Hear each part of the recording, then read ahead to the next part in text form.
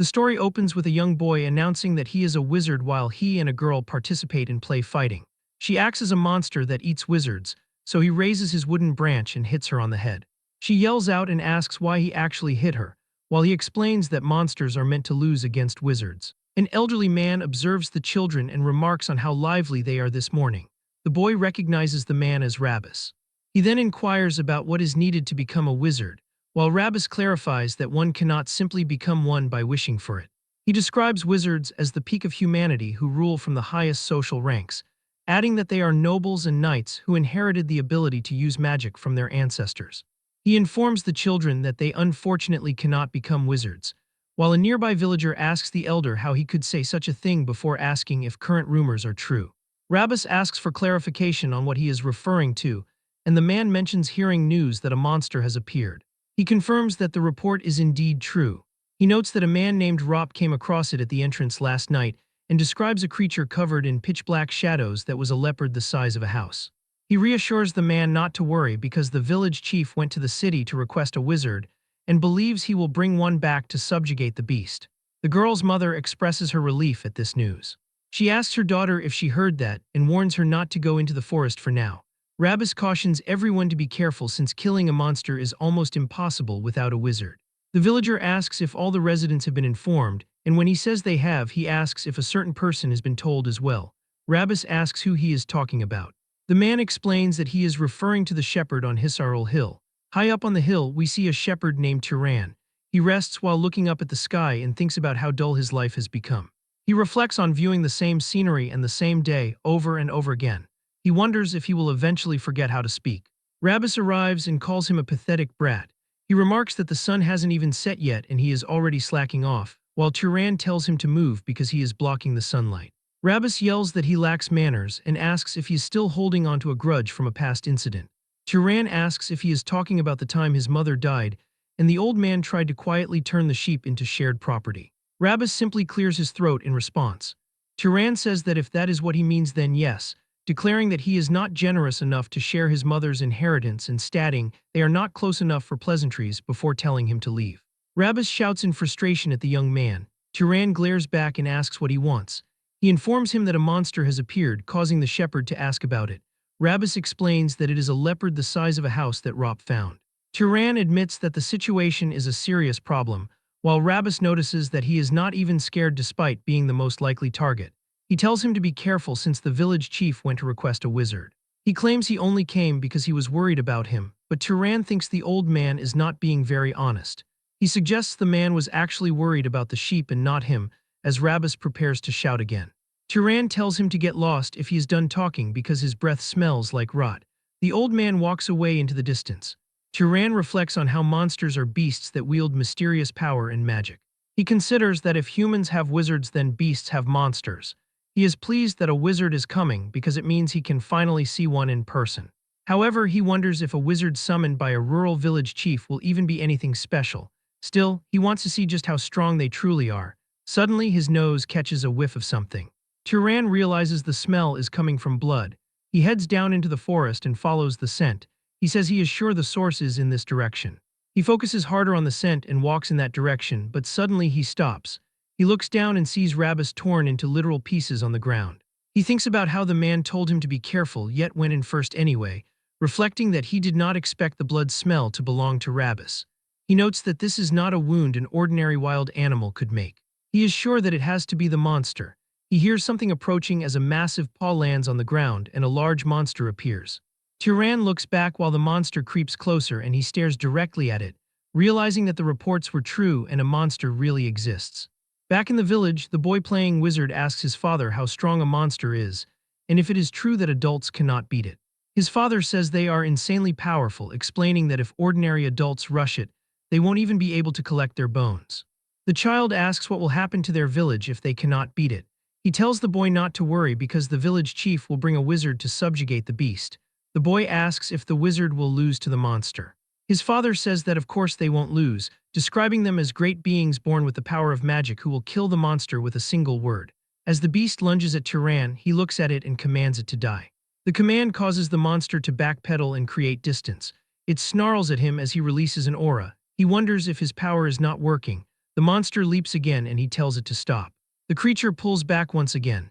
He reflects that he knew killing it would not work but wonders why it cannot even be stopped. The monster attacks but Turan dodges the strike. The beast turns and sees him off to the side. Turan decides on a plan and reaches into his coat.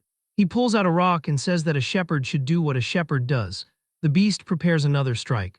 He tells the stone to harden and places it in his sling, while his eyes glow gold as he tells the stone to become faster and swings the sling. He takes a step forward and tells the stone to pierce through.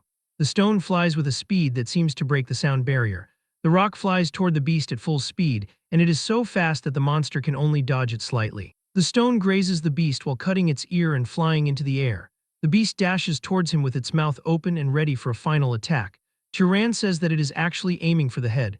The rock suddenly stops in the air. It twirls and smashes into the back of the monster's skull, blowing it off. He stands over the corpse and reflects that this is his first time using the move on a monster. He wonders if he should toss the carcass into some valley. He grumbles that those village bastards really put him to work. Turan is a wizard. He realized his special abilities 8 years ago while he was only 10, at which time the young boy made logs fly through the air. Excitedly telling his mother to watch the logs flying, the child called out to her and announced his ability to create fire and wind. But his mother screamed for him to stop, and he reflects that it was the first and last time she ever got angry. Asking what was wrong, he was told to come and have a chat with her. She then asked if he wanted to live with her for a long time. Turan answered that he did. She made him promise to never use this power from now on, insisting that he must never use it in front of other people. She asked if he remembered the story about the noble and the knight. Confirming his memory, he listened as she explained that magic users are called wizards regardless of their status. She noted that nobles and knights are fundamentally different. Nobles are descendants of divine beings called the Freyans who came to save humanity, while knights are descendants of nobles mixed with humans. The boy confirmed his understanding. She clarified that this is why they differentiate between ranks even among wizards. Explaining that he inherited power from his knight father, she warned of evil nobles who treat knights like slaves. She told him to remember that nobody can know he is a wizard. 8 years have passed since that day. Turan has continued to uphold that promise to his mother. He declares that the promise will not be broken. He has no desire to reveal himself as a wizard or to descend the mountain. Suddenly, someone pounds on his door and yells for him to come out. Turan opens the door and goes out to meet them. He yawns and asks if they are claiming that he killed Rabbis. The villagers grab him by the collar and shout that he is shameless. They accuse him of hurting Rabbis and throwing him out to be eaten by monsters. He silently considers why they want to frame him. He notes that the oldest man in the village died alone instead of the young men who were too scared to fight. He realizes they think this is the best way to shift the blame from themselves to him. A villager tries to punch him, but Turan dodges and thinks that magic is convenient. Headbutting the man, he reflects that a strong wish happens at the cost of mana, and as another villager charges, he whispers for him to fall over. As the man falls to the ground, Turan notes that he does not need to start a fire. He just uses his power a little bit so that it is not obvious, just enough so that they do not die. He declares that he will dominate them. The fight continues as everyone charges at him, but after some time, all of the men are defeated and lying on the ground. For 8 years, Turan has hidden the fact that he is a wizard. He tells the men they should have used that strength for the funeral of Rabbis. Asking the nearby women if they are here to fight too, they reply that they only came to see him. He tells them to take those idiots down with them.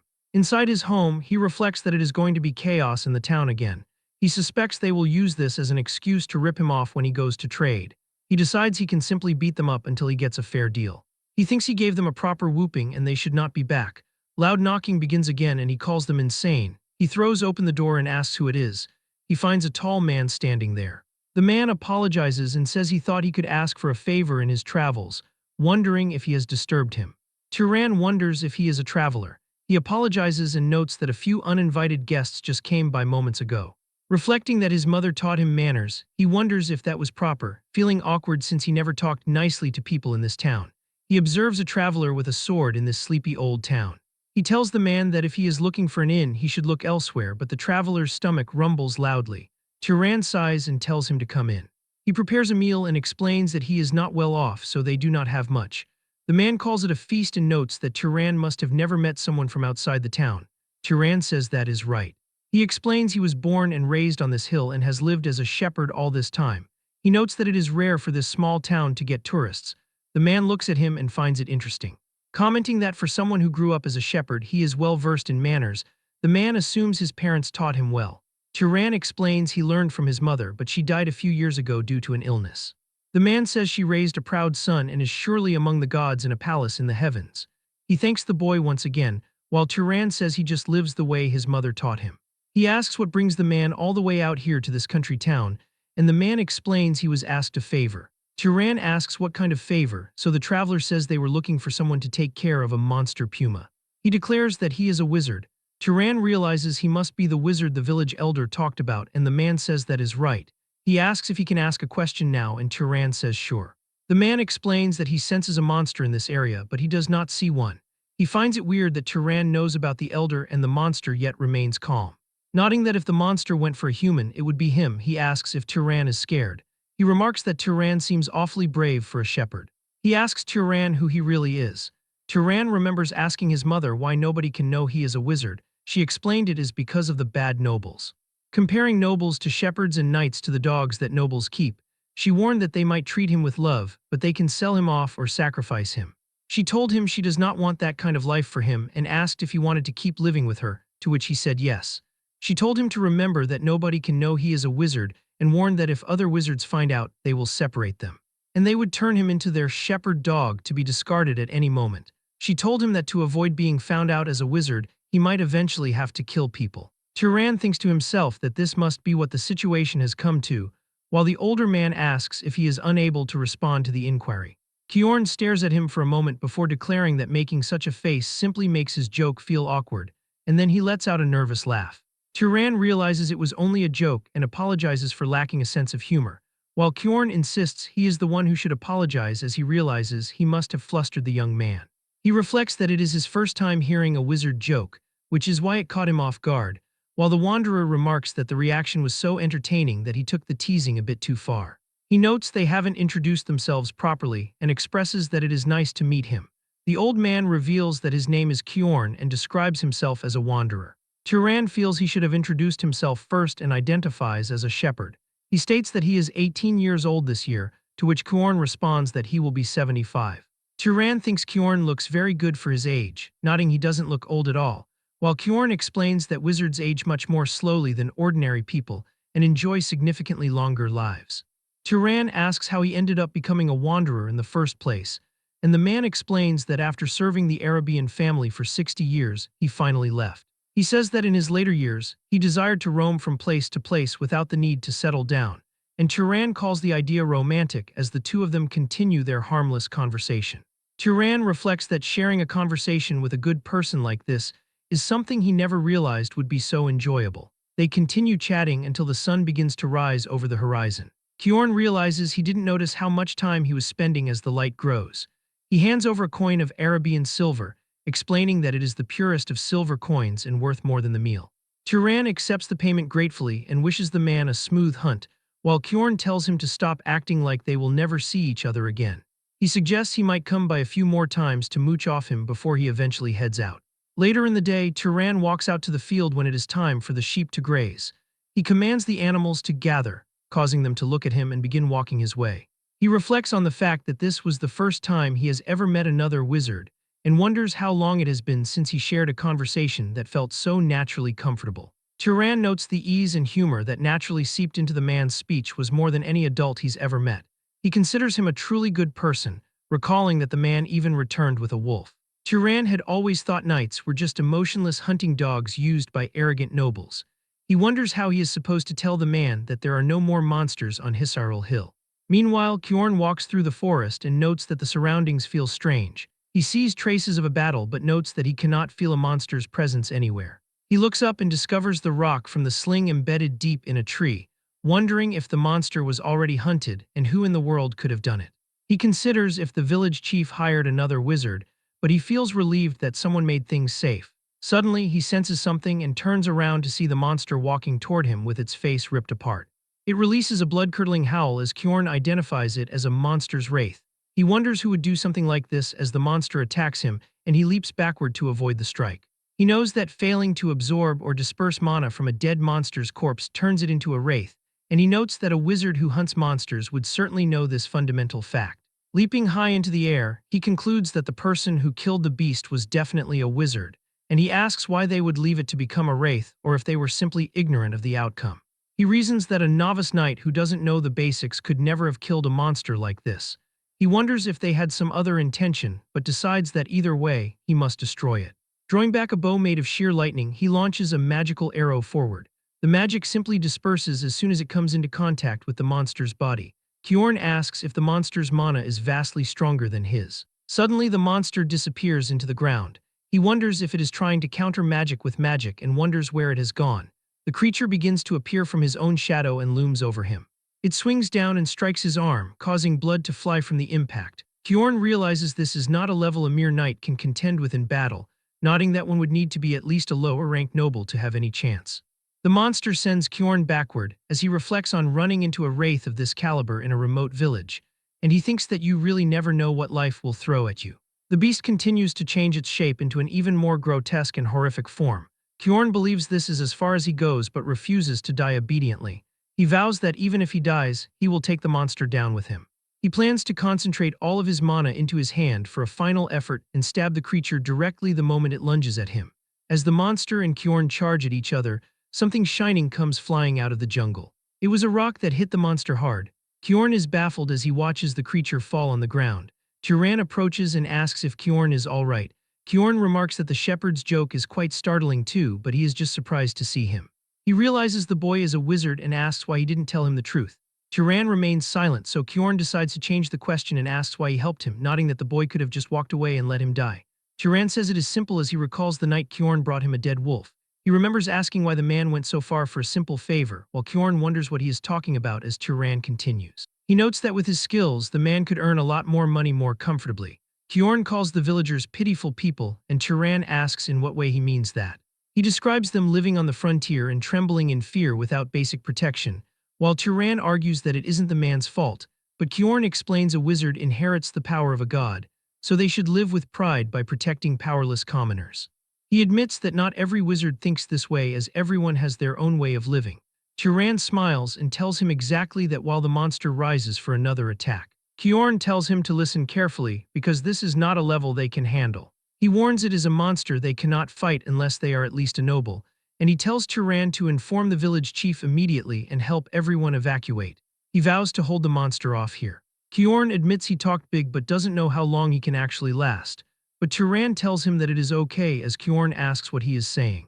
Turan tells him if the attack he just used managed to land, then everything is going to be okay, while Kjorn asks what he is talking about, wondering if that attack wasn't his full strength, and he thinks a young knight hiding in the mountains couldn't hunt a wraith that even nobles deal with. That's what Kjorn thought at first, but he realizes what he is seeing isn't just a small connection made in a rural village, nor is it the reckless bravado of a young knight who ran from nobles. The scene before his eyes could be the beginning of a wizard who will turn the world upside down. Turan declares that he was also curious about what his limits truly are. As Turan stands before the monster, he declares that he wants to test his limits. Kjorn announces he will not permit the boy to face this alone, warning that despite his remarkable talent, this opponent is too formidable for them not to join forces. As the monster attempts to strike him, a sudden attack sends it flying. Kjorn realizes he would only be an obstruction since he could not even react to that previous attack. He acknowledges that at this moment, he provides no assistance to his companion. He decides that his current role is to help the young shepherd's talent truly bloom. Meanwhile, Turan stands firm while launching a continuous series of attacks at the beast. However, he realizes the situation is not as favorable as it seems because his physical strikes are taking no effect. Kjorn shouts that it is impossible to kill a wraith with physical attacks alone. Turan asks how he is supposed to slay the creature then, and Kjorn instructs him to use fire or lightning. The boy's eyes begin to shine as fire appears, yet it simply bounces off the monster, leading him to observe that it is not working. Kjorn is shocked to see that Turan doesn't understand that establishing proper causality is a basic requirement for applying magic to another living being, wondering if the boy lacks fundamental common sense. He realizes now that Turan was the one who killed the original monster and allowed it to become a wraith. This leads him to the conclusion that Turan has never actually absorbed mana in his entire life. He tells Turan not to simply light a fire but to create the flame and then shoot it at the target, yet he remains stunned by just how strong the boy is already. Turan catches his balance and begins to imbue the fire into his hand. Kjorn reflects that while making fire isn't difficult for a wizard, controlling it requires separate training. Turan performs the task instantly, creating a powerful fire. He steps forward before hurling the flames at the monster. The flame explodes upon impact, causing the monster to scream as it burns alive. Kyorn urges him to keep his mind focused on the spell, explaining that he must keep pouring mana into it so the fire does not go out. He insists that everything about the wraith must be burned away as Turan continues to imbue his mana into the attack. His eyes shine like a rainbow as the flames grow more violent. Kyorn cannot believe they actually won and reflects on how absurdly strong that wraith was, noting that one would need at least noble-class power to fight it, yet Turan took it down. Turan asks if the battle is finally over, while Kyorn remains in disbelief that a shepherd from the mountains achieved such a feat. Kyorn warns that if he does not want to encounter another wraith, he must absorb the mana first, and when Turan asks how to do that, he tells him to imagine draining something into himself. Turan agrees and places his hand on the remains. As he focuses, a green aura emanates from the monster and gathers into his palm. As he does this, all of the mana is absorbed and circulates throughout his entire body. As he starts to shiver, Kyorn mentions he will experience a certain kind of pleasure. He declares he cannot believe it even after seeing it with his own eyes and asks if this truly was his first time absorbing mana, and Turan confirms that it was. Kyorn explains that after an initial awakening, mana grows slowly with age, and the most effective way to grow is to kill monsters or wizards and absorb their mana. Since this was Turan's first time, his innate potential must be in a different league entirely. He concludes that this young man must belong to a noble house. Kyorn bows and apologizes for his previous rudeness, then asks which noble house Turan belongs to, but Turan tells him to wipe the blood off himself first. Back inside the house, Kyorn has his arm covered in bandages. He once again apologizes for his lack of manners toward the boy, feeling he can only apologize for making someone as esteemed as Turan perform such a task. Turan reminds him he has already stated he is not someone esteemed, explaining he is just a shepherd who does not even know who his father is. He glares and tells him to stop the formalities, while Kyorn agrees and tells Turan not to glare at him.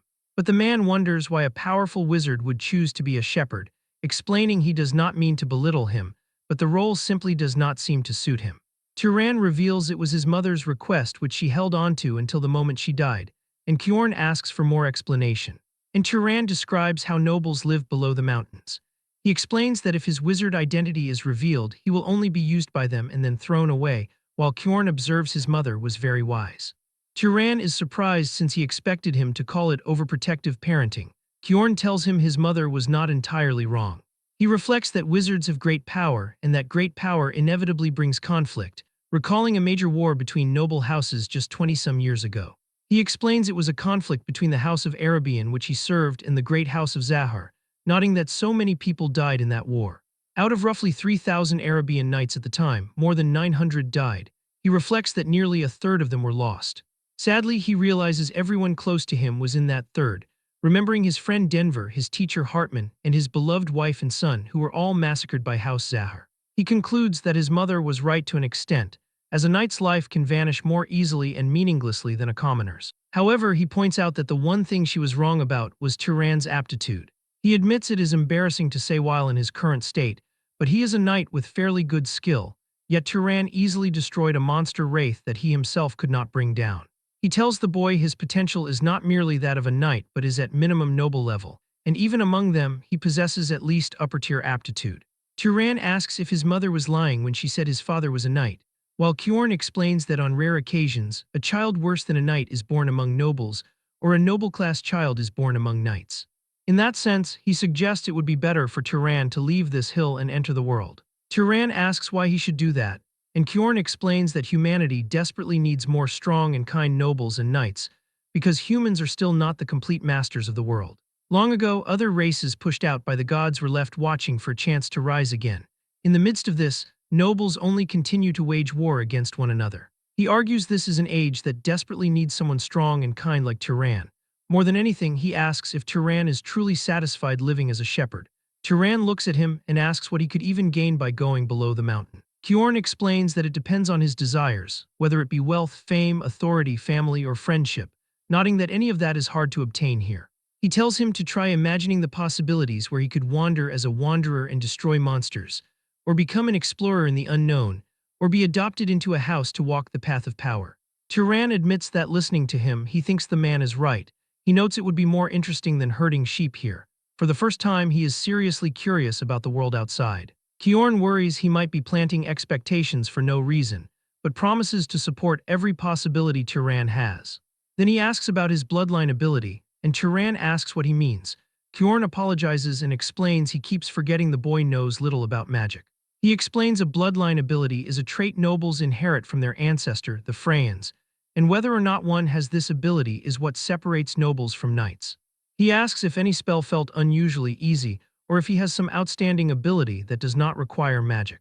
Turan wonders if it is because he is strong, but Kyorn explains that simply having mana makes a wizard's physical abilities stronger. Turan mentions he has a good nose and is pretty good at throwing stones, while Kyorn says that if his sense of smell is exceptional, it can be considered a bloodline ability. Kyorn notes that being skilled with thrown weapons is a trait of House Arabian, though it is a fairly common one.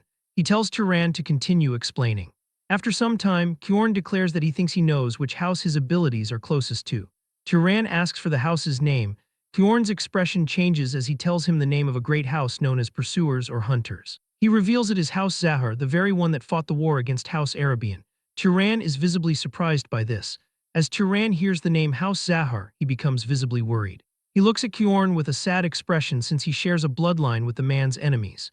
He considers the idea of apologizing, but notes that these relatives are practically strangers he has never encountered. Kyorn tells him not to maintain such a worried expression, noting that Turan did not participate in that war, and declaring that it is a situation for adults. He says that the fighting will never cease if they attempt to wash blood with blood. Turan asks if he possesses any regrets, causing Kyorn to inquire what he is referring to. The shepherd explains he is talking about the suggestion to descend the hill. Kyorn tells him that pursuing power after leaving the mountain will inevitably lead him to join House Zahar, noting that the young man has outstanding abilities, but declaring that he trusts his character. Turan asks what he means by that, so the man explains he is referring to the goodness within him, pointing out that he saved him while revealing an identity he has hidden for his entire life, and considering the idea that if someone like him joined House Zahar and achieved a high position, perhaps it could stop such a terrible war from occurring again. Kyorn says there is no need to think about the matter too seriously. He reflects that a decision regarding joining the family has not been made yet. Turan announces that his thoughts are now clear and he wants to try descending the mountain. Kyorn tells him he has thought well, but the boy declares he does not want to depart immediately. He tells Kyorn that he will head down once the man's injury has healed, while Kyorn calls him kind, nodding he is only slightly scratched and reflecting that the boy is truly a good person. Later inside the house, Kyorn explains that mana is absolutely required to use magic, stating that this is why mana is commonly referred to as the key to omnipotence. Turan asks about the term, so Kyorn clarifies it is not a truly omnipotent power despite the name, and that using magic requires mana that matches it.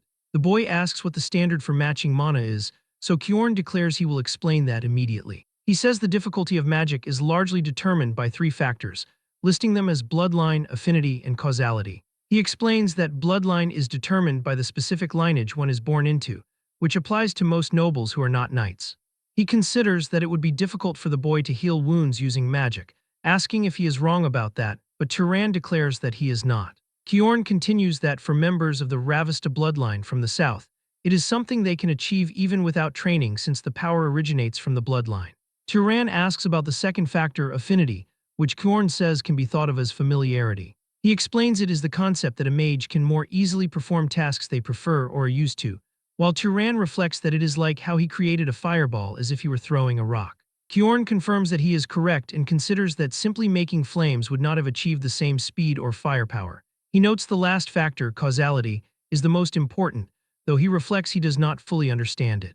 He asks what would occur if Turan tried to kill him directly by using mana, so Turan says some light would probably shine from his head and nothing more would happen. Kyorn says that is exactly the phenomenon occurring from a lack of causality. He explains it applies when there is no appropriate cause for a desired outcome, or when what needs to be achieved is excessively difficult. Turan reflects that he thinks he understands a bit of what causality is. He notes that to kill Kyorn, instead of spending mana wishing for death, he would need to provide a cause of death like creating and shooting flames, which is more natural than directly lighting one. Kyorn tells him exactly that while reflecting Turan could have been a scholar instead of a mage. Turan says that he can control ordinary animals as he wishes and asks why magical beasts would need something like that, so Kyorn tells him it is because of their mana. They continue talking while a sheep eavesdrops. Turan reflects that magic is certainly not easy, while Kjorn tells him an excellent mage knows not just how to use mana, but also the principles and situations behind it. The shepherd wonders if the House Zahar bloodline also possesses special magic, so Kjorn tells him they are skilled in stealth and tracking and suggests he try it once. Turan agrees to the suggestion. He closes his eyes and thinks how he does not want to be seen by others, wishing that neither sound nor smell could be detected. He starts to fade away and asks if it worked. Kjorn stands there speechless, seeing nothing in front of him. He tells him he succeeded because he can no longer see him. The man feels a little sad as he looks at the now empty room. Turan slowly reappears, and Kjorn reflects it has been a while since he has seen that ability, nodding it is still a frightening power. He notes that during the war, the Arabian knights feared that ability the most, while Turan reflects that this seems like an unfairly powerful ability. Kjorn tells him it is not invincible and declares he will teach him magic training methods. Turan says the man is being too friendly and teaching too much to a mage from an enemy family. Kjorn reminds him he saved his life and treated him, declaring again that he trusts his character. Later, an ugly bald man asks if Turan is truly selling the sheep and leaving. The bald man asks who will perform the shepherding from now on and how he can decide such a thing without consulting them. Turan tells them they should figure out how to find a shepherd themselves, declaring it does not matter to them what he does with his belongings. He hopes they buy the sheep at a fair price or he will release them and leave. He says they are free to capture them but notes they will probably have a hard time. The chief reflects that this bastard is someone who keeps his word and that nothing good will come from irritating him. He says he understands and tells him to do whatever he wants while handing over a bag of money. As Turan and Kjorn start to leave, Turan reflects that the villagers still owe Kjorn compensation for everything and considers going to collect it. Kjorn tells him he does not intend to receive it because Turan was the one who caught the beast. Turan notes that is true and reflects they have reached a crossroads where they must part ways. Kjorn tells him he is sorry for refusing the offer to travel together as he is more comfortable alone. The boy declares he understands and thanks him for everything. Kjorn tells him to take care, and Turan declares he hopes they meet again with smiling faces. He watches the knight's retreating figure for a long time. Only later does he realize why he did not want the man to speak formally. He reflects that although he never lacked affection from his mother, he had been secretly yearning for a father figure. He realizes he wanted someone who could be a role model for what kind of man he should become. The journey continues as Turan travels deep into the desert and past a canyon. As he walks and looks up to try to look farther, he spots people off in the distance. He wonders if they are traveling merchants going from village to village. He reflects this is good since he can ask for directions. Turan reaches near them. A man asks who he is to block their path, so Turan explains he is traveling alone and asks for the location of the nearest city. They tell him he will reach a city called Mure if he follows the road they came from. Turan thanks them for the information and starts to leave, but one of the men tells him to wait. He asks if the boy is really going to leave after receiving information, while Turan asks what he is talking about and wonders what he wants. The man tells him he should give something in return if he receives something. They take out their blades and tell him to take off his bag. Turan asks if they are bandits and the man asks what he will do if they are. The man who gave the directions declares this is just recklessness, nodding this is a wasteland where no one would find it strange if someone died. He points his sword at Turan and tells him to take off his bag and cloak while they are being nice, because killing and stripping him would be unnecessarily bloody. Turan understands and notes they are bandits who kill people. He remembers his training with Kjorn, practicing magic with him and remembering everything the man told him. Recalling Kjorn, Turan declares he will use them for practice. The group begins to laugh at him, declaring that he is talking like some kind of wizard. Turan moves his hand forward, sending the men flying through the air with a gust of wind. He notes that instead of generating wind from thin air, shaping it with his hand, and amplifying it uses much less mana. He didn't realize he could whip up wind this strong with such a small amount of mana, and the men are left completely confused by the attack. He then begins to pull water from his water pouch, forming it into a crystal. He creates multiple crystals now and the bandits realize they have made a mistake. One of the men is impaled by crystals, which kills him instantly. Turan thinks that this spell is supposed to be useful near a lot of water, but considers that simply throwing stones feels faster and stronger than this so far. The bandits apologize and say they didn't know he was a wizard while begging for forgiveness. The leader is distracting him while the rest of the group creeps up from behind. Turan lifts his foot and stomps down, causing a sand pillar to spawn under the men, and the pillars impale all of them as the leader stands there speechless. He stares at the corpses of his men and declares that this is impossible. Turan says he has one thing to ask, and the man declares he will answer anything. He asks why they attacked him without a plan, nodding that a traveler walking alone could easily be a wizard. The leader explains it was because Turan bowed his head. He says that even when they spoke rudely, the boy bowed and greeted them, so they assumed he was ordinary. Turan thanks him and declares that the man taught him something useful. The bandit smiles and asks if he is really going to spare him.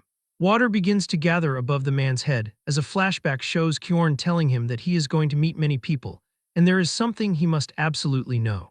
He says he must never show mercy to scum like bandits, describing them as the kind who do not hesitate to harm others for a profit. He notes the reason he is saying this so firmly is because he understands the boy's nature, and Turan declares that he understands the reasoning. A life spared out of pity could end up harming 10 good people, so he kills the man and reflects that he has stalled for long enough. The road the bandits drag their cart along left clear wheel tracks cutting across the sand for him to follow. As he follows the trail, one thought remains burned sharply into his mind. He killed people. He feels guilt but realizes he couldn't just let them go.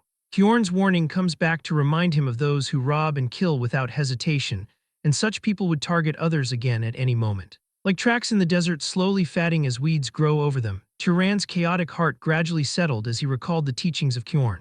And then, he arrived in a new world. He stands above the small city of Mure, which is unlike the village where he spent his life. He thinks that the place is pretty, and as the streets are crowded with people, he notes it is his first time seeing so many together. Even the architecture is completely different from what he is used to. He feels as though he has truly come to a city. He walks toward a shopkeeper who welcomes him and asks what he can get for him. Turan says he is not a customer. He recalls Kjorn saying that if he reaches a city and needs a place to rest, he should look for an inn. The shopkeeper tells him that if he is not buying fruit, he should get lost. Turan wonders why the man is being so rude, and if it is an unspoken rule in cities that questions require buying fruit first. He points to a fruit and asks how much it costs, so the merchant tells him it is 2 ducat. Turan asks what exactly a ducat is, but the merchant notes he looks like an outsider who probably doesn't know what that is, adding that paying with other coins is fine too. Turan hands over a coin and asks where he can find the inn. The man points him toward the biggest inn in the city. When he arrives, an inn staff member named Lena welcomes him. She tells him that he is a handsome guest, and he asks how much a night costs, and she says it is 16 ducat. He declares that he will stay but adds that he has one more question. He asks if there is a monster nearby with a bounty on its head, but Lena is surprised that he is asking about a monster. He thinks about needing to kill monsters to absorb their mana, and recalls Kjorn saying that hunting monsters would earn money as well. He asks why she is not answering his question. Lena declares that there is no such thing as free in this world. She eventually has him buy a drink and tells him to go to City Hall. He asks what that place is. She asks if he really doesn't know and declares he must be from the countryside. She explains that city halls are where various public affairs are handled, and the officials working there are employed by the city's lord. She adds it is probably closed since the sun is already down, but suggests going there tomorrow if he wants to find a monster bounty. She asks if he is a monster hunter as well, so Turan asks what a monster hunter is. She explains people claim that if an ordinary person hunts monsters, they become a wizard, and she asks if he is trying to become a wizard too. She declares that anyone who believes that kind of superstition is an idiot, but Turan asks if it is just a superstition. Suddenly someone puts his hand on Turan, and it was a monster hunter named Midden who declares it is a fact that killing monsters makes you a wizard, saying he saw it with his own eyes. Lena is surprised to see him alive, but Midden declares he is not dying until he becomes a wizard. Turan pats the man's hand, and Midden removes it from his shoulder while apologizing for the intrusion. Turan says he wants to hear more about what was just said, and Midden asks if he refers to the part about becoming a wizard by killing monsters. He explains that wizards get stronger when they hunt monsters, and by the same principle an ordinary person can become a wizard. He notes the 4 of them are hunting monsters to try and become wizards. Turan asks if that means someone among them is already a wizard, but Midden says no and explains there is only the Lord's wizard and 3 others under him in this city. He notes the boy's gear is too shabby for hunting and asks if he has a weapon. Turan says he does and holds up a sling, while Midden notes that judging by how worn it is, he must have used it a lot. Turan says it is good for firing something the size of an egg quickly, but Midden says he could easily hunt rabbit or fox monsters with that. He notes they were wishing for one more shooter and asks if he has any interest in hunting with them. Turan smiles and says no but thanks them for the offer. At night in his room, he reflects that there is no reason he has to hunt together with them. He thinks about what a chaotic day it has been. He still can't believe he actually left the village, wondering what is going to happen from here on. He senses someone outside his room and asks who it is. He recalls Kjorn telling him that a city isn't automatically safe and he should never let his guard down. He goes near the door while imbuing his hand with mana just in case. He cracks the door open and asks Lena what she is doing there. She asks if he was asleep and says she thought the room might be cold, so she came to keep him warm. He asks what she means by that. And Lena smiles and begins to undress herself. She tells him that it's exactly what it sounds like. The boy is confused and asks what she means by exactly what it sounds like. She explains that for a small amount of money she will do whatever he desires, but he asks what she will do if there is nothing he wants. And she tells him not to lie, claiming she can tell just by looking at his face. But Turan turns into the Buddha himself and Lena stares at him. He recalls Kjorn getting mad and saying that he must never fall for the honeypot. The man had warned he always has to be careful with women at inns and prostitutes in general, since most of them carry sexually transmitted diseases. He noted that while they have strong disease resistance, and it is no problem for them, if Turan is careless, he could pass it on when he is with another woman, advising that he shouldn't let desire trap him into doing something he will regret. Turan thinks that cities are not easy to live in either, and reflects on the fruit shop earlier and now Lena too. He considers how they put a price on even small bits of information and conversation, and concludes that cities really are pretty cold-hearted. He then overhears Midden and his men discussing something. They ask Midden why he was trying to bring that guy from earlier along, as one of the men noted that he didn't look like he would be much help. The other dude said that was right, and that he just sounded so cocky he would be perfect to use as bait, but Midden explains it is because Turan reminds him of himself when he was young. He figured that if the boy was at least next to him, he might as well survive a little longer, while the others tell him that he is way too good-hearted. Hearing this, Turan smiles, thinking maybe the city isn't completely cold after all. The next day he heads to City Hall and a man asks if he can help him. Turan asks if he is an official and the man asks what else he would look like. The young shepherd tells him he came to hunt monsters, which confuses the man. He recalls Kjorn telling him previously that the world would not be kind to him. He thinks about it the other way around, nodding there's no reason it has to be kind, and he was advised that if he wants people to treat him kindly, the method is simple. He must reveal that he is a wizard and ordinary people will bow their heads. The official hands him a paper and says that he cannot take it with him. He instructs him to look and then hand it back. Turan asks if it is a crow monster and the man asks if it looks like a cat or something. He explains that it is unlikely, but if he kills a monster, he has to bring it to the city, nodding a wizard is needed to disperse the mana so it does not become a wraith. He warns that if he kills a monster and leaves it abandoned, the penalty under city law is execution.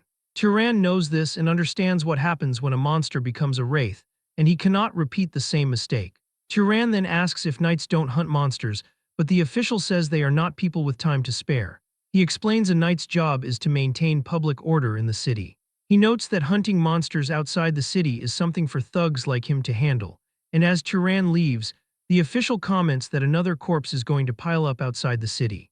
But later, he comes with a dead monster with a giant hole in its chest. Everybody is surprised, unable to believe what they are seeing. They ask him how he managed to bring it back so fast and if he killed it alone. Turan says that he did and asks if he can receive the reward for killing it. The official says they will give it to him and runs to get Turan's reward. He hands over a bag and tells him to go get some rest.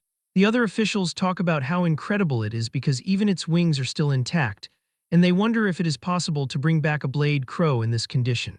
The official thinks about it and looks over, asking Turan why he is still here.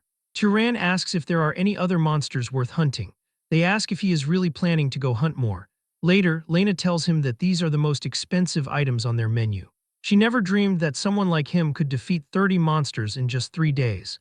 She says he must have made a lot of money from the bounties, while Turan continues to eat like a baby. He responds that money isn't his only goal. More precisely, the goal is the monster's mana, and thanks to that, he has definitely gotten stronger. He notes that compared to when he met Kjorn, his mana has increased severalfold. However, he can feel a limit approaching, and with only weak monsters' mana, it is going to be hard to get any stronger. He then tells Lena that he has a question for her, and she asks what it is, and he asks if she took a bite of this, but she reminds him that he ate it all by himself. She notes that even though he is skinny, he can definitely eat, and the chef says he made it for the first time in a while and is happy he enjoyed it. Turan says it was delicious, and as he stands up to leave, one of Midden's men grabs him by the coat. He asks if he is really eating something so tasty by himself.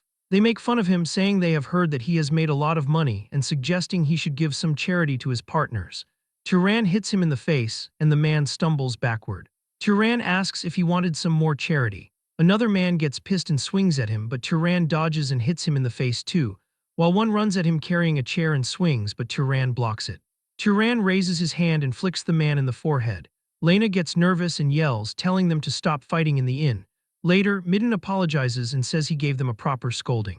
He promises this will never happen again and explains they have been tight on money lately. He says they just got jealous when they saw him and tells the other two to apologize. And they both say sorry. Turan asks if things are that hard for them and Midden says they have just been limited.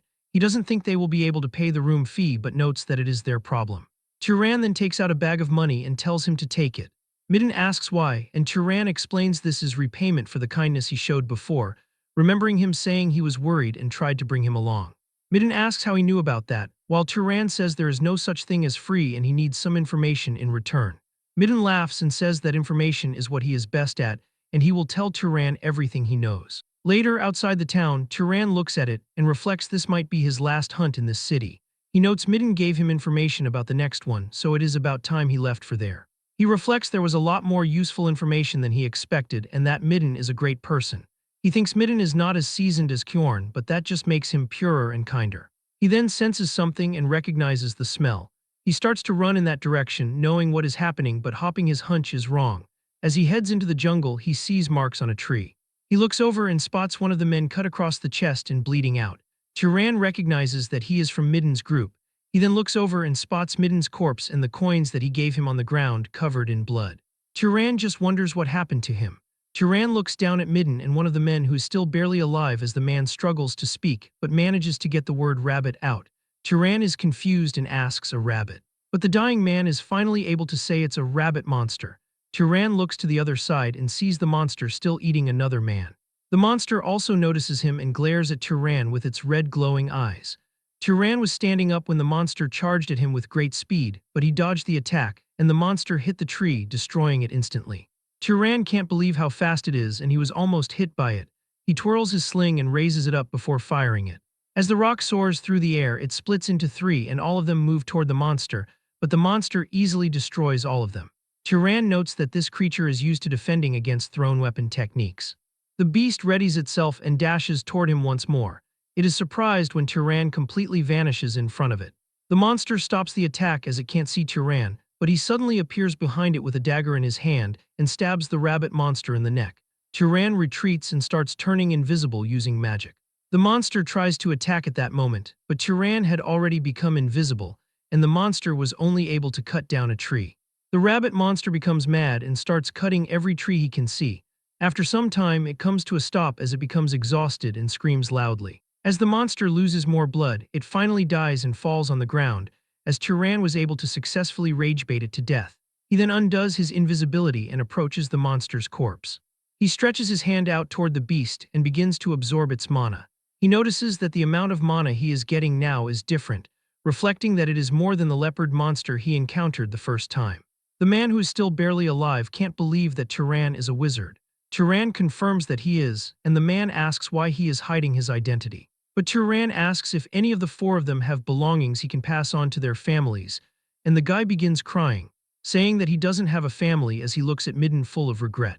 Turan remembers Midden telling him about a great city nearby called Orem, which has a place called a library. Turan asks what a library is, and Midden explains it has thousands of books. He then tells Turan that at the moment he said the word books, he looked fully interested, so Turan asks if he really did, and Midden explains that he heard not just anyone can enter the library. Turan asks how he is meant to get in then, and Midden tells him that apparently only wizards are allowed inside. Turan says he understands and that he has decided. Midden asks what he is talking about, and Turan declares he is going to that great city he mentioned. Now Turan stands over their graves after having buried them.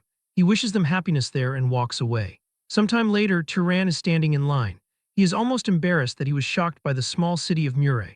Now that he is standing before the great city Orem, he can tell how big of a city this is based on the scale alone.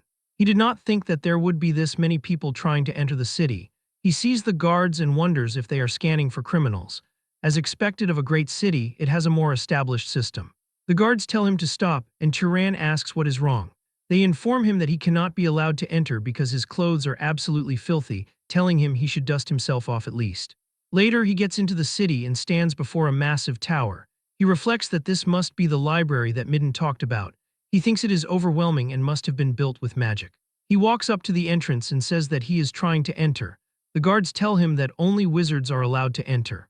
He tells them that he is a wizard, but one of the guards gets pissed, asking if the boy wants to die for impersonating a wizard.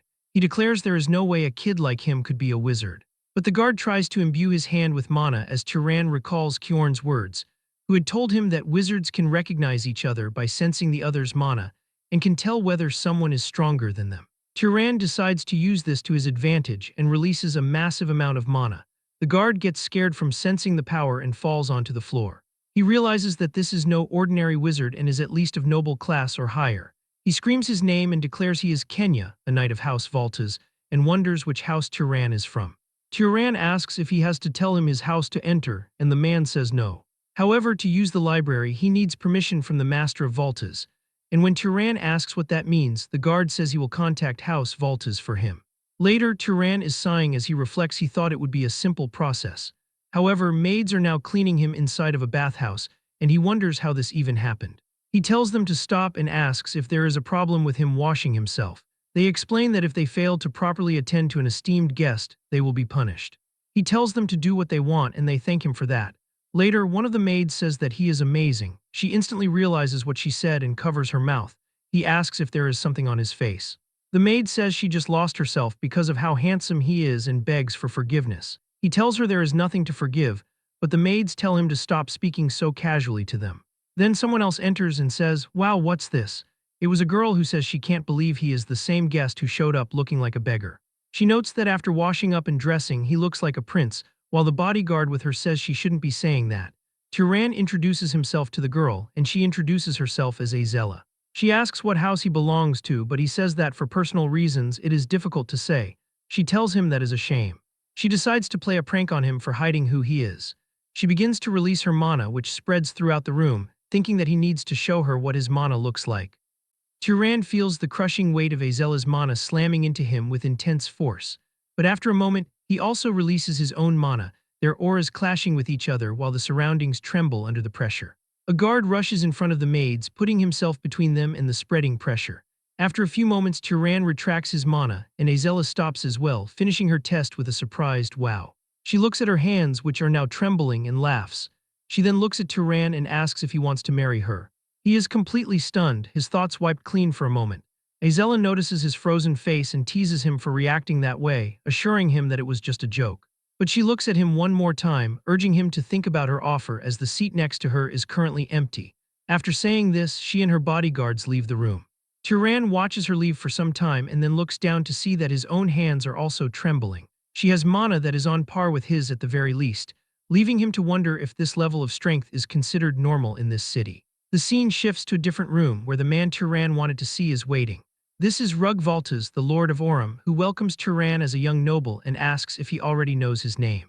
Turan introduces himself, and Rug repeats the name Turan before asking if he wants to use the library.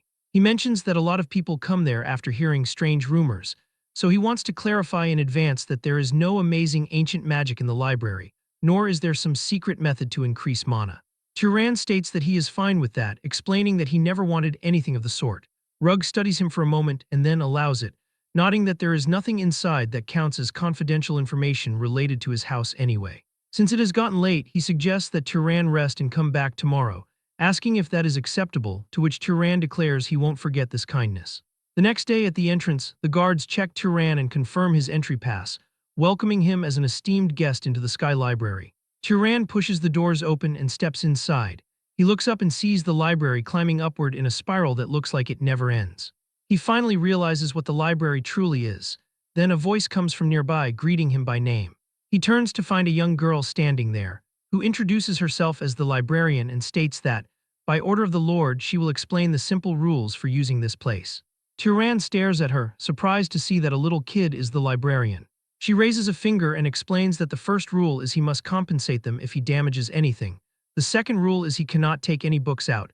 And finally, she will be watching him the whole time he is using the library. Turan asks if she could stand a little farther away while he reads because he feels uncomfortable. He asks if, as a librarian, she has read the books there too.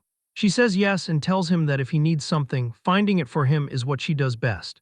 She asks what he wants to read, offering options like romance or history or even something erotic since he is young, which makes Turan just look at her in surprise. Turan declares he wants to learn basic common sense about the world, and this time it is the librarian who looks surprised. She reacts quickly, moving with surprising speed as she gathers a heavy stack of books and drops them in front of him. She notes that many of the books are hundreds of years old and won't suit his needs, but she guides him toward a section that might help a little. Turan thanks her and she tells him he is welcome. He picks up one of the books and reflects on what a book actually is. Then he opens it carefully and starts reading, his expression changing as he thinks about how amazing these books are. Turan repeats this same routine every day, reading in the library. He now comes to understand the world's geography and its different races, learning about the etiquette of wizards and how various items are manufactured and processed, even studying monsters and relics from the era of the Old Empire. With each piece of knowledge he accumulates, his world, something that was once nothing but an unknown space, grows clearer and more vivid to him. Later, Lord Rugvaltas notes that Turan has been making excellent use of the library, which Turan confirms is true. The Lord then states that, separate from treating him as a noble, allowing him to use the library was an act of goodwill, and he declares he would like to receive payment for that goodwill. Turan does not stall and asks the Lord to tell him what he needs. Rug explains that a monster has appeared north of Orem and has been attacking travelers, noting that 4 knights who went to subjugate it never returned because they were eaten. He adds that it seems a noble will have to step in personally, but his house can only mobilize 2 people at the moment. Turan agrees to help, thinking that protecting people is what a wizard ought to do. However, he feels something is off, knowing that wizards are usually the type who do not get involved in things like this. Rug adds that the Northern Road is an important trade route for Orem and has been blocked for 10 days, so they have to reopen it quickly. Turan realizes that 10 days ago was before he even arrived in Orem, figuring out that this is why the Lord let him use the library so readily. The scene shifts as a large group leaves the city. Azella remarks that her father really is something else to think he would mobilize a guest for a monster hunt, asking if they were truly that unreliable. She tells Turan that she is not blaming anyone, but says the Lord is making a huge fuss. The man beside her laughs and asks if calling the Lord fussy is a bit much, prompting Azella to tell him to drop it. That man stops for a moment and turns toward Turan to introduce himself as Marvin Valtas, saying he looks forward to working with him, and Turan returns the greeting. As they walk, Azella says they should finish this quickly and go back to rest. Marvin leans in and asks if Turan is interested in his big sister by any chance, to which Turan says no instantly. Marvin looks genuinely relieved. Suddenly, the guard at the front shouts for everyone to stop. Up ahead, they find a destroyed carriage on the road. As they inspect the wreckage, one guard asks if this was done by that creature. Another guard says it probably was, reasoning that since they forbade anyone from going north from their side, the travelers must have come from the south and gotten attacked by the monster. Turan stays quiet and studies a mark on a wooden board. He then states that the monster is a monkey. Azella repeats the word with doubt, so Turan tells them to look at a handprint and explains that the creature attacked the peddlers and went back into the forest. If they locate its trail, they should be able to find it. Azella says she can barely use tracking magic and asks Marvin if he can, but Marvin says he cannot either. Turan then steps forward, volunteering to try looking, and searches for something amidst the carriage parts. Azella asks if he is from a specific tracker bloodline, but Turan just picks up a small piece of cloth and simply says he uses this method a lot and is used to it. He closes his eyes, smells the cloth, and activates a search spell. He opens his eyes and a blue energy trail becomes visible to him. He points toward the forest and leads them that way. The trail stops at a river where Turan notes that it looks like the beast washed its body. Azella refuses to believe a mere beast did that on purpose to avoid being tracked, while Turan suggests it might have just washed because it wanted to. Suddenly, Turan sees those blue lines again and warns the group that the beast is behind them. A massive monkey monster with glowing red eyes emerges, roaring loudly. The monkey raises its hands, in which it is holding large stones. The knights see this and shout for everyone to dodge. The monster launches the stones, which are so large and fast that anyone hit by them is heavily injured. Turan barely escapes the attack, but he is more surprised by what he is seeing. Azella and Marvin do not dodge the attack but use the knights as shields, and because of that, those knights are heavily injured. After the attack stops, Azella simply throws away the knight she was holding as a shield. Turan finally understands that his mother was not wrong. Azella screams for everyone to attack. The remaining knights who can still fight run toward the monster, but the monster turns to run and the knights, seeing it flee, chase after it. Meanwhile, Turan puts a small rock into his sling. Azella and Marvin run after the monster, but it is too fast. Azella says that they are going to lose it, but as she speaks, she sees a small rock fly past her. It is so fast that she cannot even react. The rock flies past all of them and hits the monster, going straight through its body as it screams in pain. Azella and Marvin look back and see Turan walking calmly while spinning his sling. Turan looks up as the monster screams again. As the monkey monster screams and collapses on the ground, Azella quickly seizes the opportunity to finish the creature, extending her hand and using her magic as an immense torrent of fire erupts. This fire takes the form of a dragon and moves toward the monster, but the creature can only stare at the flames because it is heavily injured by Turan's attack and cannot move. As the fire hits, it creates a massive explosion, completely obliterating the monster. Turan watches the flames and realizes that he is witnessing the bloodline ability of House Volta's pyromaniacs. The knights can finally breathe in peace now that the threat is gone. Azella looks at Turan, admitting that she got chills for a second while his rock was flying toward them. Marvin asks if his sister got scared. Azella tells him to shut up and declares that he is the one who screamed like a little girl, to which Marvin asks in disbelief when he ever did such a thing. Meanwhile, the knights are busy checking the wounded. Several men have broken arms, but one veteran tells them to quit whining, pointing out that someone else had their whole arm blown off, asking if anyone has spare bandages, while another knight notes that a man's head will not stop bleeding, prompting someone to suggest trying to apply medicine to the wound. Turan looks over the scene and realizes this is a mess, remarking that they are lucky there were no casualties. It was a surprise attack by a monster, but he notes this was a fight where they could have avoided serious injuries altogether. He looks at Azella and Marvin, considering the fact that since their bodies get stronger based on their mana, these nobles should be several times tougher than the knights. Despite this, they did not hesitate to use people weaker than them as shields. Marvin notices Turan's stare and asks if something is wrong, but Turan tells him it is nothing. Azella calls Turan over, nodding that the most important part of the battle is to absorb the monster's mana, and she welcomes him to the absorption party, to which he agrees. The three gather around the monster's remains and raise their hands. As Turan begins the process, he reflects on how the books were right. Even if multiple people absorb mana at once, the degree of enhancement does not seem to be reduced. Azella stops absorbing mana, frustrated that she has already reached her maximum and complaining about her crappy growth limit, while Marvin reaches his limit soon after. But Turan continues the absorption process naturally, prompting Azella to finally understand why her father sent him along. He possesses incredible spell proficiency and a mana capacity that rivals her own. She is amazed to think he is a noble who hasn't even reached his growth limit yet. As the sun sets, the group returns to the capital. Marvin reflects that they would have never defeated the monster without Turan, crediting him for everything from his tracking ability to the hit that knocked the beast down. Turan asks him to stop, insisting it wasn't anything spectacular.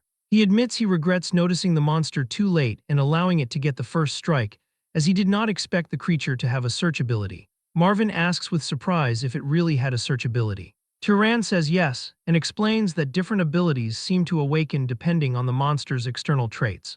He points out that the monkey had unusually big hands and big eyes, which were not part of its original form, meaning it probably awakened an ability to throw things with great force and the ability to see far away or through the forest.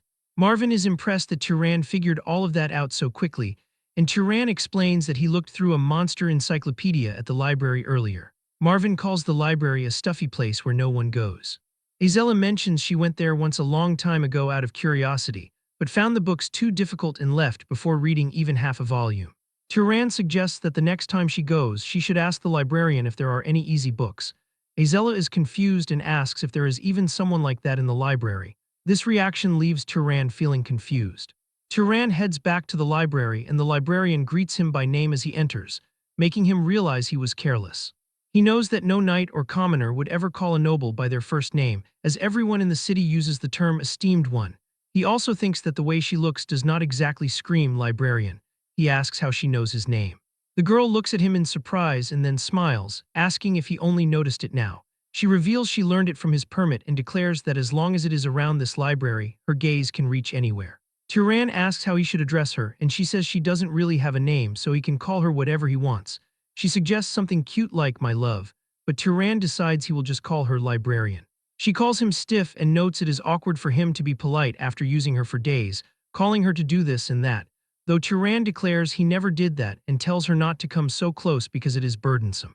He asks if she is a wizard from the old empire, but she says she was never a person to begin with, explaining she is a kind of spirit and asking if it suits her. She tells him that when a soul inhabits something living, it becomes a living spirit, but when it inhabits something neither alive nor dead, it is a regular spirit. In other words, the library itself is her. This human form is just for comfortable communication based on the user's preference, and she smiles, telling him that his preferences are kind of. Turan tells her not to make stuff up, but she insists she is like a reflection in water. Turan looks at her carefully and places his hand on her belly, but it goes right through it. She asks where he is touching and says it feels weird. Turan apologizes, and she complains about how annoying it is that she cannot directly exert power on intruders. She declares that if she could, she would have punished every last bastard who took books out of the library. Turan notes it seems House Voltas does not know she exists. She explains that until now, there was no one with the qualifications to perceive her. Her creator made it so only those whose type is complete beyond a certain level could see her, and she finds it romantic that only Turan can see her. Turan asks what she means by type, and she explains it is what wizards call a bloodline. He asks if she can tell him about his own bloodline, but she suggests asking his parents, to which Turan reveals he is an orphan. The spirit licks her lips and offers to check for him, saying she only needs his consent to examine his body. Turan asks what she means by that. The spirit laughs and makes a ghostly expression before suddenly sticking her hand into Turan's chest, which also goes right through his body, leaving him stunned. She laughs and notes that they are now connected. Turan tells her not to say weird things but realizes it doesn't hurt. She reveals that while there are a few small bits, the big chunks are the pursuer and hunter bloodlines, asking if that is a trait of House Zahar, and he says yes. However, she notes that there is one more bloodline and says that Turan is mixed. Turan asks what she means by mixed, and she explains he is the result of two people from different bloodlines, though she doesn't know what the other one is because it is still locked. She says a locked bloodline isn't that rare in bloodline combinations, and that it will open naturally as he grows stronger. Turan reflects on his mother, thinking she was far too polite and educated to be a commoner, making him wonder if she was a descendant of some noble with a bloodline so diluted it couldn't hold knight-level mana. He tells the spirit he understands and thanks her, prompting her to tell him to stay one more month if he is truly grateful. From then on, Turan does not read alone. He asks the spirit about the contents of the books and requests explanations, asking if there are really that many invisible substances in the world. The librarian shares knowledge from books that were plundered and vanished thousands of years ago, teaching him that if he makes water float and looks through it, he will be able to see it directly. Turan finds these lessons on the laws of nature to be a treasure beyond measure. He learns that diseases arise from microorganisms and that the decay of living things is caused by the feeding of germs. He also grasps basic principles like the refraction of light, the generation of heat through friction, and the process of how living things get injured and how they heal. Turan decides to experiment with decay. He touches an apple before him and it quickly turns rotten. The librarian asks how his progress is, and Turan calls it incredible. While existing magic can achieve this effect, understanding the scientific principle allows him to consume far less mana. He realizes that simply changing the way he perceives the world has raised his skill as a wizard. He asks if powerful houses are monopolizing knowledge like this, nodding that if every wizard knew it, they would lose their competitive edge. The librarian notes that people's level of knowledge keeps dropping over time and says she now understands why. Turan eventually declares it is time for him to leave. He says that the owner of this place has been openly giving him hints to go. The librarian's spirit begs him to take her with him and tries to hug him, but she passes right through his body and hits the floor. Turan asks if she can even leave the place and she admits she cannot. She begs him to stay, promising to take good care of him, but Turan gently says he will pass. She huffs that he is never going to say he will stay. She encourages him to look around the land for the god's legacy, suggesting there might be spirits out there who know even more than she does. Turan promises to visit from time to time. She tells him to come if he wants to or not, though she is clearly sad to see him go. Turan smiles and says that there are still many books he has yet to read. He finally leaves the city, following a continental map he got from the library. House Zahar's base is in the Emerald Desert, east of Orem. He decides to head toward Zahar to find clues about his parents. As Turan walks, he notes that there is no need to rush. If the clues were going to disappear, they would have vanished sometime over the last 18 years, and if they are still there, arriving a little later will not make them vanish now. He continues to train, kill monsters, and absorb their mana. As he travels through the woods, he suddenly hears a horse neighing. He wonders what is happening and spots a majestic horse with a saddle. Turan realizes that the horse is not attacking the man lying on the ground, but is actually protecting him from attackers. One attacker calls it a demon and asks what kind of pet monster could be that strong. Turan watches closely, wondering if the horse is actually the one being targeted. Suddenly, Turan realizes who the attackers are. They are two dark elves, and one tells the other to try and create an opening somehow, to which the second elf replies that it is easier said than done. One dark elf uses magic as a purple energy spreads out, and monsters start to rise from the ground. Turan realizes this is the dark elf necromancy he read about in a book. He wonders if he should help but hesitates, thinking the man lying there might have been the one who attacked the dark elves first. His eyes widen in shock as he sees one of the dark elves eating a human arm. The first elf asks whose hand that is and tells the other to give her one too, but the second one tells her to eat her own, as she must have already taken some for herself. Turan realizes with disgust that they are cannibals. He activates his stealth magic and becomes invisible while the female dark elf remarks that the men she killed are too hairy. And as the male elf takes his final meal, he is killed by Turan's attack in an instant. The strike is so fast that the female elf cannot even react. The monsters summoned by the now dead elf vanish. Seeing this, the female elf panics and tells her monsters to gather and protect her, and the beasts immediately surround her. Turan attacks with a rock, but a monster blocks the projectile with its horn. The elf shouts, demanding to know who is there and ordering them to come out, as a buffalo monster charges in his direction and destroys the trees. The elf realizes her attacker is using stealth and declares they will see if he can still hide after this. As she summons a wolf monster, it releases a glowing orange aura that spreads through the area and detects Turan. Turan's magic fades away and he starts becoming visible. The elf also notices him and shouts that she has found the demon. She commands her monsters to kill him and they charge at him. Turan rubs his hands together and creates fire. He releases an explosion of flames at the monsters, which knocks out the wolf monster, but the buffalo remains unharmed. It rushes toward him, and Turan barely dodges the attack, falling to the ground. Turan realizes they are incredibly fast and thinks it is a good thing he took one of the elves out beforehand. Suddenly, Turan feels a sharp pain and looks down to see the wolf monster biting his leg. Turan kicks the beast away and stands up, but as he tries to look for the other monster, the buffalo runs toward him at full speed and sends him flying into a tree. Turan coughs up blood and falls to the ground as he is surrounded by the monsters and the elf.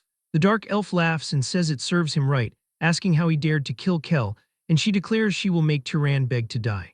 However, the horse suddenly strikes the dark elf in the head. The elf's head is crushed, and she screams as the horse continues to trample and kick her. The elf's beasts look back and start attacking the horse, saving the dark elf. The dark elf notes what a humiliation this is and vows to kill Turan, but Turan releases another attack, and this time it connects, blasting off the dark elf's head and killing her instantly. As her body falls to the ground, her summoned monsters also vanish. Turan is completely exhausted and collapses to the ground. He realizes that the fight took a lot out of him. The horse approaches and nuzzles Turan's head. Turan thanks the horse. Later that night, the unconscious man, a blonde-haired youth, wakes up by a campfire. He groans and then jumps up in surprise. He sees Turan sitting across the fire. Turan tells him he is finally awake. The boy asks who Turan is, and Turan explains that he saw him being attacked by dark elves and intervened to save him. The horse approaches the youth and the boy pets it, calling her Tilly. Turan remarks that Tilly is a good horse, nodding that not only did she understand she had to protect her master, but she even knew she needed to move him to a safer place. The boy thanks Turan for saving him and introduces himself as Aziz of House Berg, prompting Turan to give his own name in return. Turan asks if there was any particular reason Aziz came into conflict with the Dark Elves. Aziz explains there wasn't a specific reason. He was simply on a pilgrimage with his retainers when they were suddenly ambushed without provocation. Aziz begins to cry, saying he had heard these other races were savage but never imagined they would be this bad.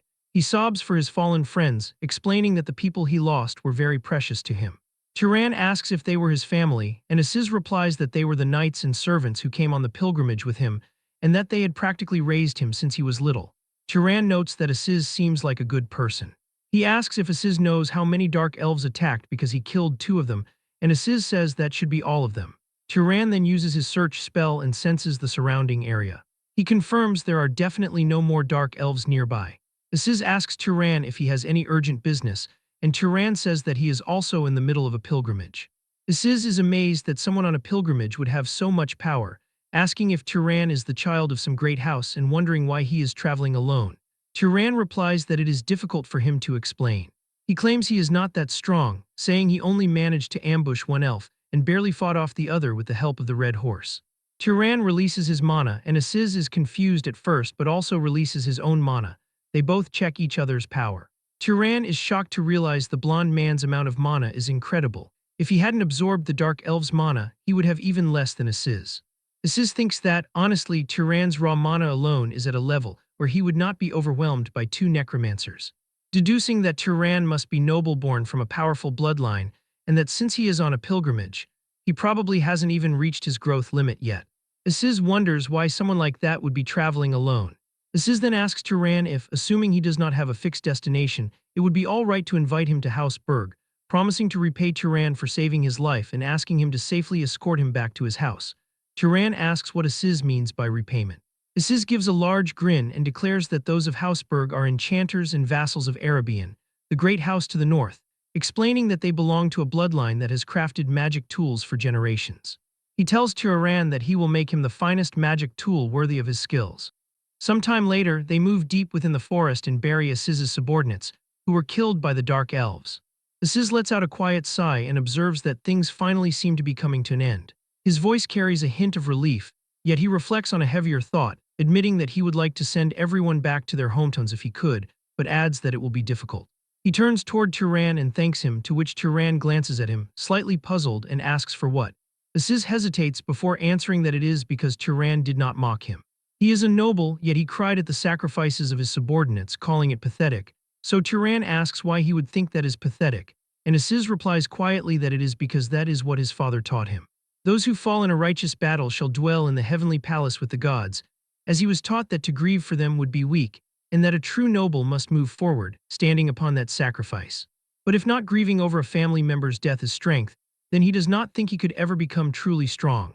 Turan listens in silence before a warm smile appears on his face, and he says that it is not a sign of weakness but kindness.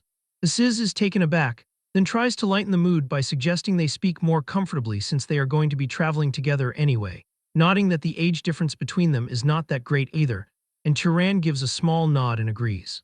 Aziz smiles and raises his hand, announcing that he looks forward to working with him as a friend. Turan stands still for a moment, repeating the word friend to himself. He reaches out and holds his hand, telling Aziz that he looks forward to that as well. After some time, Aziz suggests they rest before continuing, so they stop nearby, where Turan points to a box on the ground and asks what it is. Aziz opens the box, which is full of food and wine, identifying it as a cold storage chest, and explaining that he kept several things in it from the last time they were in the city. Turan wonders if the inside is always cold, so Aziz confirms that it is and explains that thanks to it, most foods can be stored for about a week without issue, adding that cold food can be reheated before showing off other tools. He notes that if you press a button on one tool, water comes out, mentions another magic tool that creates shelter from gathered wood, and a third that sounds an alarm when someone approaches. Aziz suddenly looks excited and gestures to his own clothes, explaining that what he is wearing is a magic tool with a self-cleaning function. Turan observes that magic tools are not common items and declares that it is impressive. He says that just one set of clothing alone would be worth saving his life, but Aziz smiles and declares his life is worth way more than that, promising to reward him with far better things when they return to the main house. He adds that if the house won't allow it, he will make them himself. He then changes the subject, nodding that during the time they have traveled together, he has seen so many types of Turan's magic that he has lost count. Listing off animal control, freezing, levitation, liquid manipulation, enhancement, luminescence, restraint, instant death, terrain transformation, and lightning strikes. He asks Turan if he spent his whole life practicing magic, or if he has a bloodline ability that lets him master any magic he wants. Turan narrows his eyes and mentally notes that he just can. He reminds Aziz they agreed not to pry into families, so Aziz quickly laughs and says he was just kidding, claiming there is no way such a bloodline ability even exists. He then asks how old Turan is, nodding he does not look older than 30 but wondering if he has lived for 80 years, and Turan answers that he has about a month left until his birthday and turns 18 this year.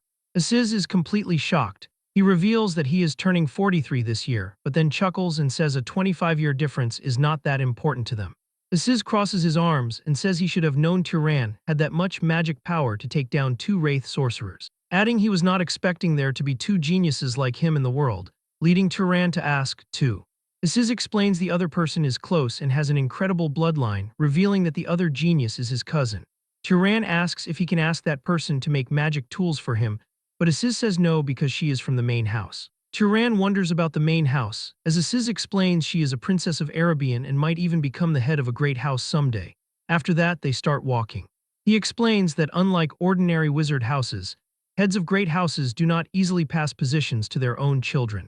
Because in a great house, there are dozens of relatives in the same generation, and naturally at least one of them is usually stronger than the head's own child. Yet among the head's children, Mesa was born with the greatest talent.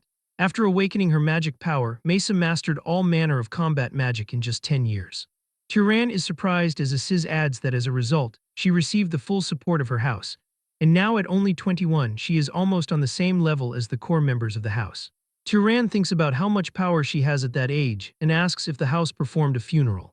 Aziz says that is right and explains that when their eldest granduncle passed, his magic power was devoured by Mesa, though they naturally received portions as well. Turan realizes it is clear there is a good reason the great houses maintain their supremacy. Aziz points ahead, nodding that it seems they are almost there. Turan looks up and Aziz explains that this is the Dakin Plains, the central territory of Arabian. They eventually arrive at Zavillan, the territory of House Berg. As they enter the mansion, a woman rushes out and asks Aziz what on earth is happening. Aziz shouts, "Mom," and embraces her, starting to cry. Turan watches, mentally nodding that Aziz is 43 and yet reacts this way. A man with a beard approaches and tells Aziz to mind his dignity and at least address her as mother. So Aziz apologizes and then introduces Turan as a new friend from the south who risked his life to save him, stating that without him, he wouldn't have made it back here alive. The mother says this pilgrimage route wasn't supposed to be that dangerous and asks what happened. So Aziz reveals they were attacked by dark elf wraith sorcerers. She is furious and calls them filthy wretches, declaring she will take an army and tear them to shreds. The man from before calls her the house head and tells her to compose herself because people are watching. He then asks Turan which house he belongs to, and Turan replies that he is afraid he cannot say. The man asks if he cannot, and Turan admits he does not really know, explaining he was born to a commoner mother and does not know who his father is. Aziz is shocked and asks why he never told him about that, but Turan replies it is not something worth boasting about. The head of Berg looks at Turan of the unknown house and declares that since he saved her child, she shall see that he is properly rewarded. She tells him it is difficult to offer him a room there, but says she will arrange for him to stay at the finest inn in the city, making Aziz frustrated as he asks his mother if they shouldn't host him at home. She explains that would normally be fine, but they have an important guest staying with them now. Regardless of the circumstances, it is difficult to bring in a stranger of unknown origin, and she hopes he understands. A voice suddenly speaks up, telling the aunt she does not need to worry about her, as surely the person who saved Aziz would not suddenly try to assassinate her. A woman dressed in black appears. Aziz realizes it is Mesa and asks what she is doing here all of a sudden. Turan observes the Princess of Arabian, thinking she looks more like a corpse in her current state. Mesa explains that she is there to hide because she was nearly assassinated by Zahor's vermin. Aziz is shocked that an assassination attempt happened at the main house. Given how fortified that place is, he asks if there could be an insider. Mesa replies that there is probably an insider because the main house does not just have one or two people with questionable loyalties. She declares she is tired and retires first, saying good evening to everyone. After that, Aziz's mother calls her maid named Ina and tells her to show Turan the second best guest room in the house. The next day, Turan opens his eyes on a bed in the grand guest room. After resting, he walks through the hallway where he meets Aziz again. Aziz notes that Turan is up early as usual and asks what he is doing alone in the hallway. Turan points to a magic lantern on the wall and says he finds it interesting, so Aziz says he makes those every now and then for practice and tells Turan he can have one. After hearing this, Turan says he is not that interested. Suddenly, a massive flash of lightning rumbles through the windows, lighting up the hall. Turan looks at it in confusion, while Aziz explains it is Mesa practicing magic and notes she is always diligent. Turan asks if that was Arabian bloodline magic, and Aziz confirms it is the Storm bloodline. He admits he has never hated his own bloodline but says he is a little envious, as she looks like she is becoming a literal god.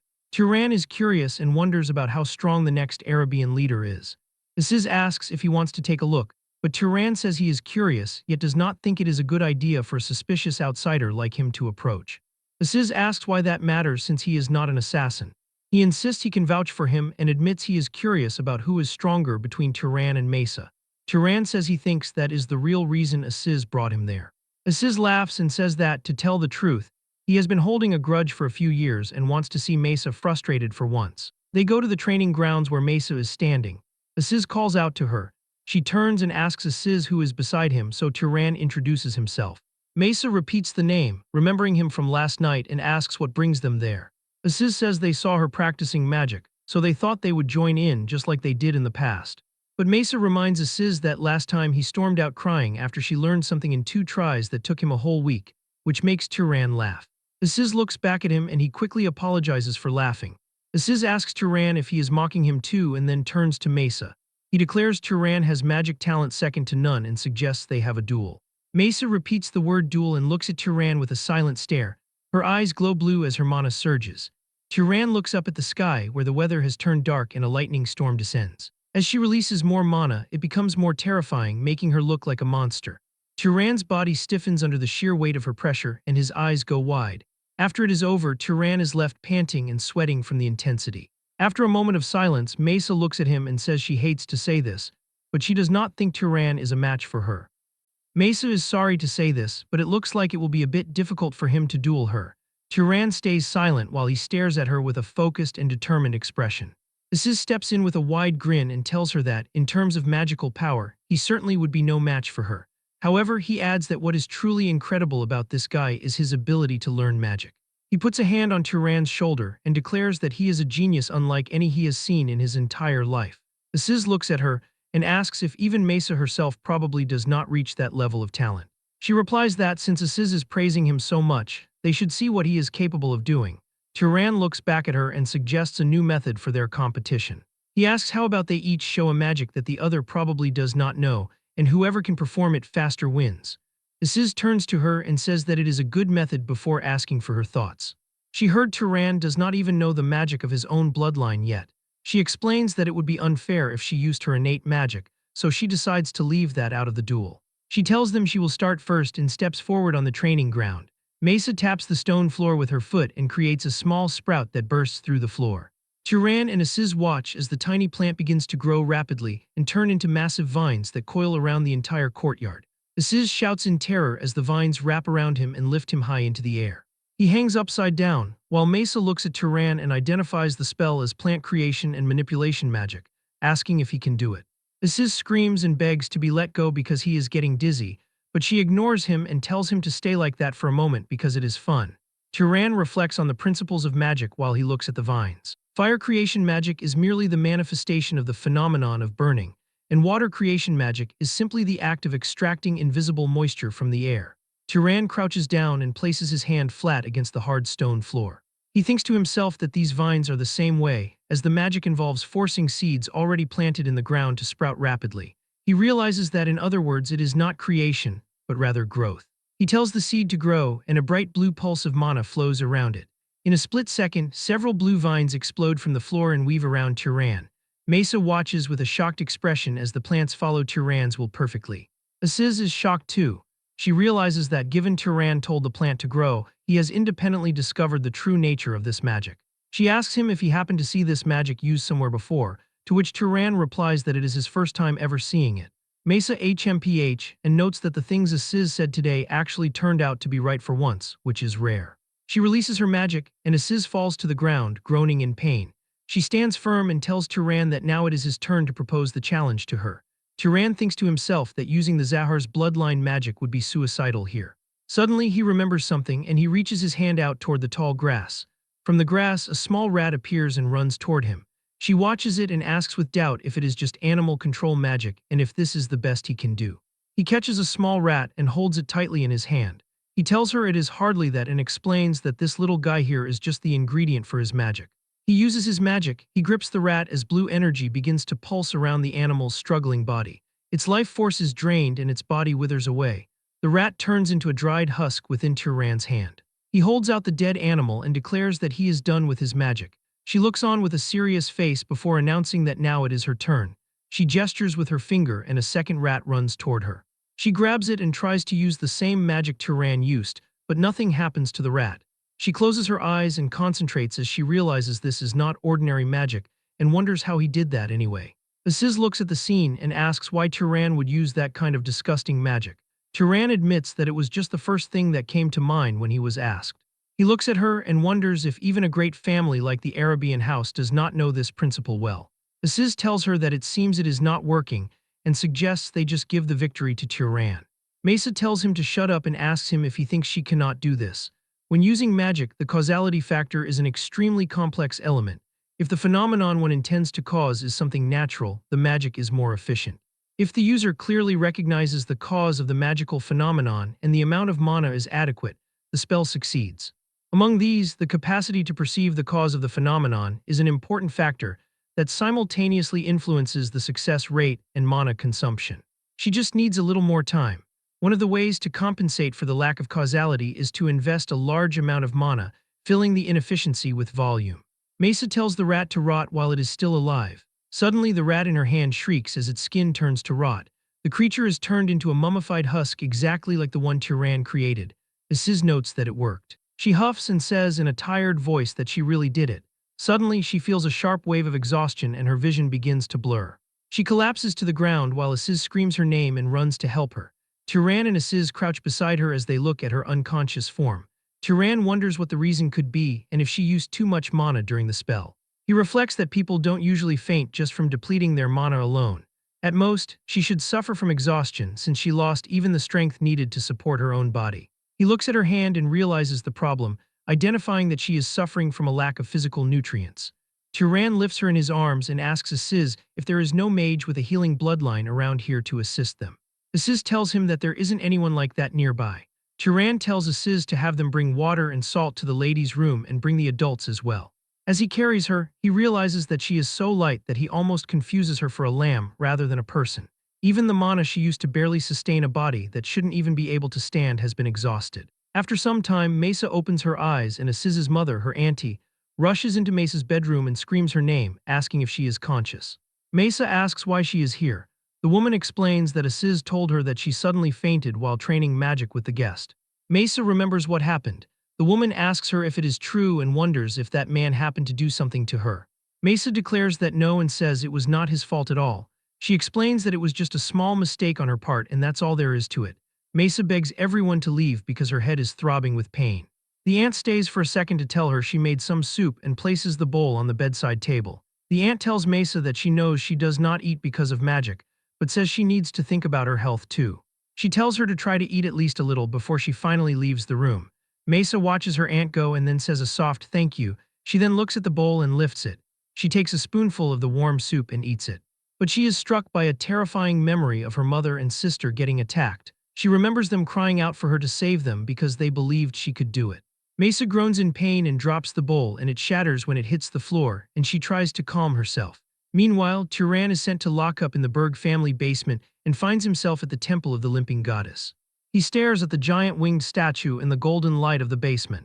A guard dressed in black draws his sword and tells Tyran that both the doors and the walls are solid without a single crack, and he thinks they are like muscles trained for hundreds of years. He tells him to give up on any thought of trying to break in and leave. This man is Haram Berg. Tyran tells him that he understands and he was not even thinking about doing such a thing. Haram tells him that it is very solid and Tyran says yes, but Haram comes closer and says extremely. Tyran wonders if the guard is currently bragging to him. Haram suddenly performs a swift swing with his longsword and Tyran's eyes follow the movement. He gets curious and asks Haram what he is doing. Haram replies he is training.